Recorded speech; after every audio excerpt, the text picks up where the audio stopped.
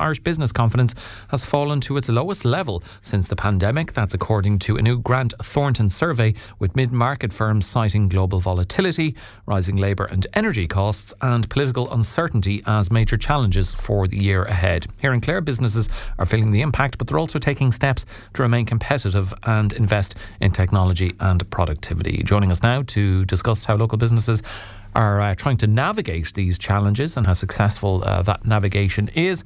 I'm joined in studio by the CEO of Ennis Chamber, Margaret O'Brien, and on the line, Patrick Burke of Patrick Burke Menswear in Ennis and Kilrush. And you're both very welcome to the show. And Margaret, I'll start with yourself. Not good on the face of it. Lowest level for our business confidence in Ireland. Lowest level since the pandemic, according to that Grant Thornton survey. I mean, are you seeing that drop in optimism reflected amongst your chamber members? A little bit, yeah. And I think, it's easy to say, well, we were performing really well last year, and that's looking back over your shoulder. But the sentiment survey is looking at how people feel ahead, and it's such turbulent times. It's not really surprising. And a lot of what's happening is beyond our control. So I think that, even I was away for a week, but I was talking to some of our members this morning, and some of them were saying, it definitely, I phoned very different kinds of businesses. So even from a retail perspective, while they said, they had a good Christmas, they're definitely sensing that consumers are tightening the purse strings at the moment. So is that the main thing driving concerns, that it's consumers are watching their pennies closer than ever, or does it depend on what type of area or sector that business is in? Like, that applies to retail. Exactly. Is that a similar reason for other businesses? Yeah, other businesses are saying to me that that there are a lot of things beyond their control at the moment. That seems to be a really unnerving thing for people. So if they're exporting, they're looking at what's happening with tariffs. If they're generally in business generally at the moment, there are a lot of changes, a lot of things in flux. I think what's really telling is, our unemployment figures need to be looked at as well, and they've gone up a bit. So they went up to 4.7 in January from 4.5, and that might not sound like a lot, but the breakdown in that is that 11.8% are youth unemployed, and yesterday in the UK they announced that their unemployment figures have gone up to 5.2%. It's an all-time high in 5 years. All those sort of factors feed into, lessening confidence. And again, in the UK, the really shattering figure there is 16.1% of that is in youth unemployment. So they're beginning to question the role of AI, are jobs being displaced? So they're just huge imponderables out there at the moment, and I think it's feeding into a nervousness. Okay, so the confidence, according to the survey, has fallen to 54%, down significantly from last year. Patrick Burke, just to bring you in, I mean, from a retailer's perspective, is this chiming with what you're seeing? I mean, how would you describe trading conditions at the moment in your areas, Ennis and Kilrush? Well, in fairness, Margaret was right. Christmas was good, and that for anybody who put the effort and tried hard at it, Christmas was quite good. The big multinationals suffered, the likes of the pennies and other multinationals. They didn't have a great Christmas, both in Ireland and in the UK. City centres in Ireland suffered a good bit, as did shopping centres who imposed parking charges. Their trade was down as well. But from the local point of view, for people in my sector and in my size, and that the outlook is at this time of the year is always sort of nervous. You plan for the worst, or prepare for the worst and plan for the best. Whichever way you look at it, you have to watch your costs. They're a big thing, and then you have to see where you can get your business. And in our instance, in my trade all over Ireland, it's not that the trade is growing. We are actually robbing Peter to pay Paul. We are trying to get trade from other competitors to keep our business flourishing. And thanks be to God, we've done that pretty successfully by pivoting massively to online, and that was a big contributor to our growth last year, and most of that came from outside the county. So from that point of view, we were very, very lucky. But going forward for the next 12 months, I would see that we'll have, as Margaret said, spend is cautious at best cautious. Okay, which I guess, Patrick, is understandable given the broader economic uncertainty. But if you're noticing that customers are becoming more cautious with spending, is it too early in 2026 to get a sense of whether that's changing for the better or will get worse? Because I would imagine January, it's a difficult month post-Christmas anyway. I'm sure spending is down significantly in that month in any given year. Will you need to get past the first quarter to genuinely and properly assess how the year is going to look for you? You need to get past the first quarter, but we'll say the pointers. I would ask other businesses, the motor trade, the building trade, other trades coming in now to me here in the shop, what's their perspective on the year? And none of them are forecasting massive growth. Caution is definitely in the air in every sense of the word. We can see it ourselves even with, we'll say, for weddings that would be planned for later in the year. And that there's definitely a reluctance to spend more or even spend as much as they'd like to spend. They're all trying to save that little bit more, and that's obviously in younger couples as well. Even though the inquiries for weddings are strong, but the reluctance is there to go OTT, which we'll say we had a couple of years of. With that, so look at from my point of view, and that we've already planned, and we've actually bought for Christmas 26. We've only one more day of it left, and our buying is slightly ahead on last year because we do expect at Christmas that money will be spent. But in the meantime, there's definitely a reluctance to spend more than you have to. Okay, and I was mentioning, Margaret, the broader economic uncertainty, and I suppose part of that, but another issue as well is the political disruption. Almost 3 in 10 firms citing political disruption and market uncertainty as key challenges.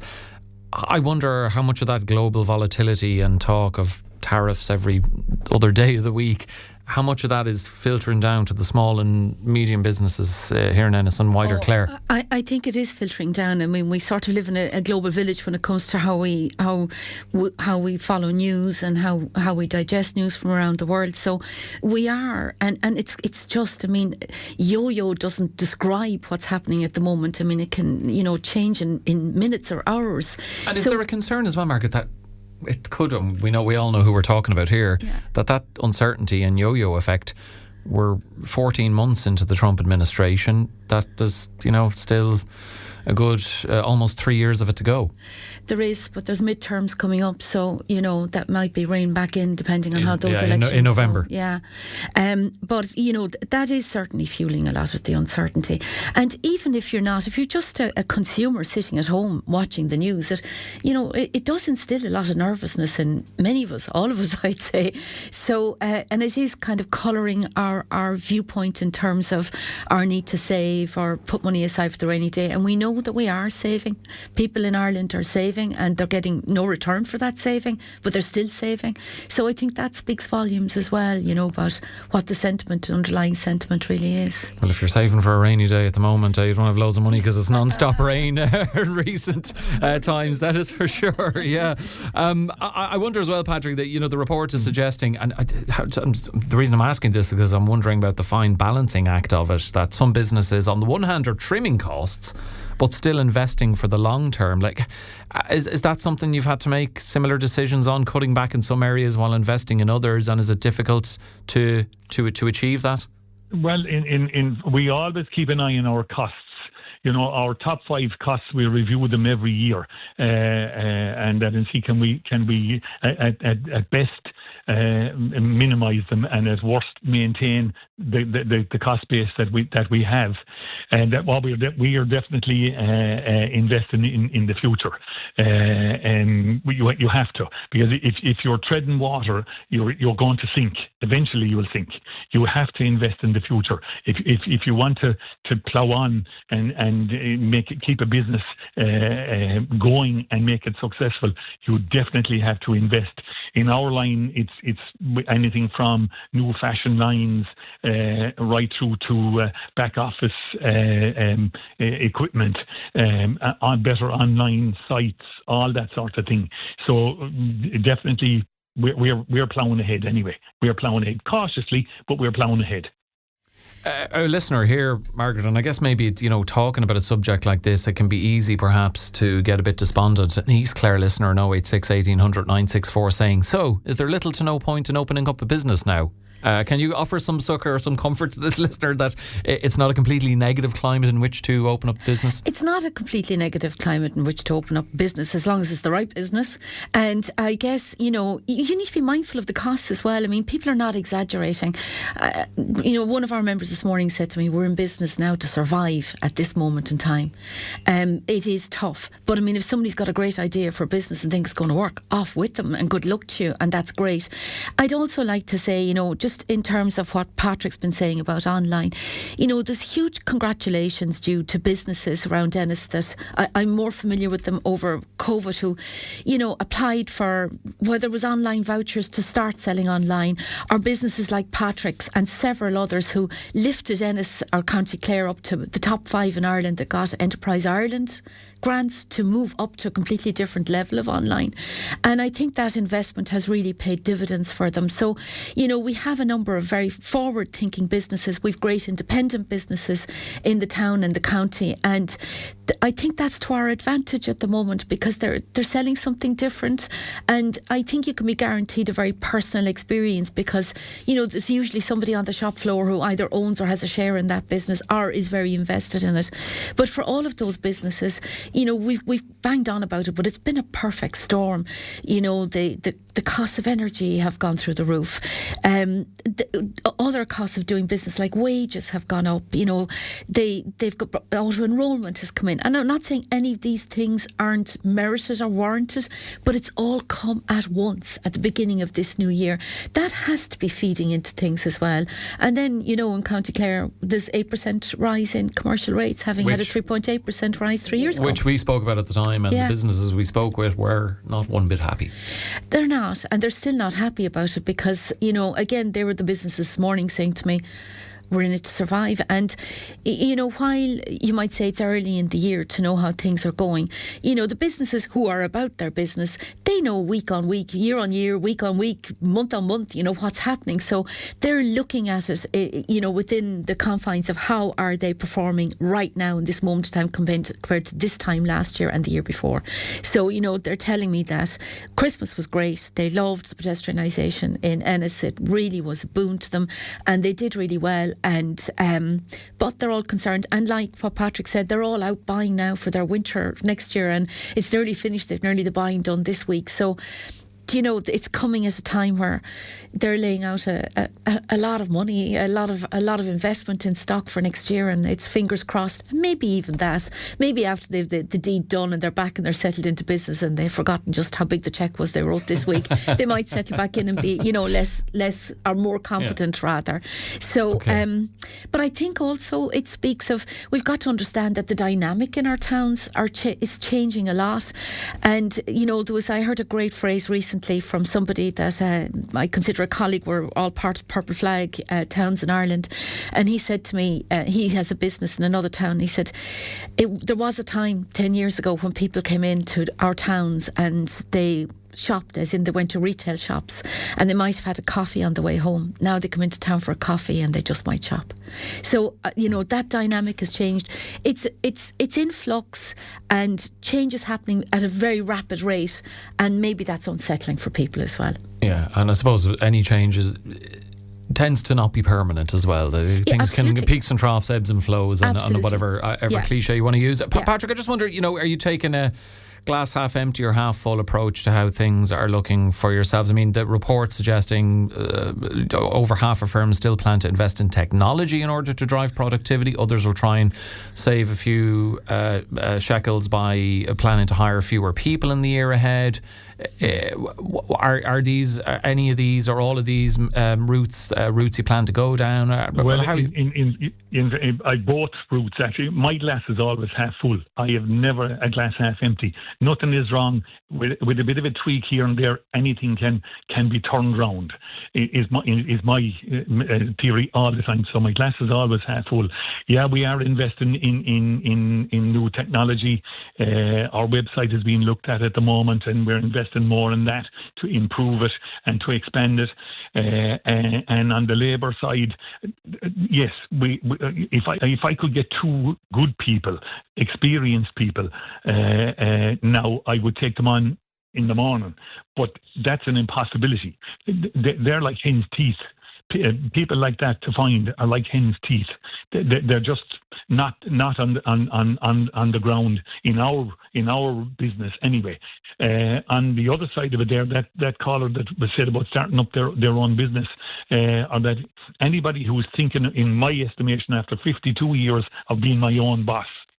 If somebody was starting out in business today, they would want to get a very, very good mentor to go through their plan for them to make sure it would work, because the rate of failure is increasing in small businesses, and the rate of return that small businesses are getting, because the background costs are all too high. They would really need to examine their conscience pretty severely and get the best of advice before they would think about investing money in a new business. Well, I have to say, Patrick, unwittingly, you've given me the perfect platform from which to spring into the next point I wanted to put to Margaret. Having a mentor is kind of an element of what a listener here is asking Margaret on 086 1800 964. They're asking, does Ennis Chamber have any help events for new businesses?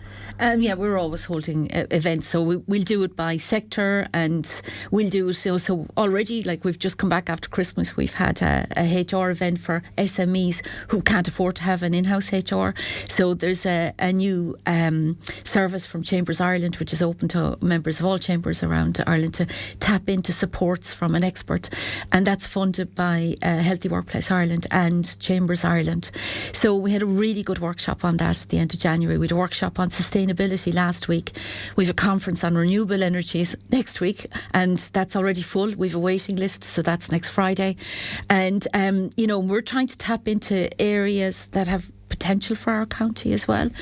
But I would also give a big shout out to Clare Local Enterprise Office. If you're just about to mention them, they're great as well. They're fantastic. So if you're a small business and they look after businesses that have 10 employees or less, so that should always be your first port of call. And they have a list of excellent mentors that they'll be able to match people with. So that's really a service. I mean, we can provide workshops and we can provide add-ons. And in fact, we worked with Clare Leo on the sustainability event last week rather. So, we'd often do things in conjunction with them, but they basically are the kingpin of the mentors in the county. Between the Clare LEO and Ennis Chamber, I think you're well covered there if you're looking to dip your toes into the waters of setting up a new business. Last one on this from a listener, Jill. Good morning to you, Jill, who texted us 086 1800 964 to say, I'm working in Ennis, the outskirts of the town. I didn't do any shopping in town this Christmas. As a Christmas bonus, we got a credit card. How bad. And as I'm living in a house of men, I spent every penny of that in Patrick Burke's. That was my total shop in the town. I did use the fish, vegetables, butchers on the outskirts, but I wasn't in town. I was, however, in Kildare Village in Dundrum because I like to drive. And Jill says she wasn't encouraged to even walk uptown because of the whole parking situation. And she says that O'Connell Street drama, so but the pedestrianisation and all of that. But the main takeaway from that, Patrick, is that she loves shopping in your shop. So there you go. I'm sure you're delighted with that. I'd like to thank her very much in public for supporting us. Yeah, I think the parking was a bit of a misnomer. So, we did go all out. At one stage, we kept an eye on it. The Holy Family was open for free parking at weekends and in the run-up to Christmas. And the first weekend, it was slow to get the word out. We hadn't a lot of time on it. There was about 160 cars in there by 11 o'clock. The following Saturday, it was 267. And the following Saturday, we had to hire a warden to watch the traffic. So, people got into town, there were parking spaces, and, I think sometimes we can talk ourselves into a hole in Ennis about parking. Okay, a very good point on which to finish. Thank you so much to both of you. The CEO of Ennis Chamber, Margaret O'Brien there, and on the line, Patrick Burke of Patrick Burke Menswear in Ennis and Kilrush.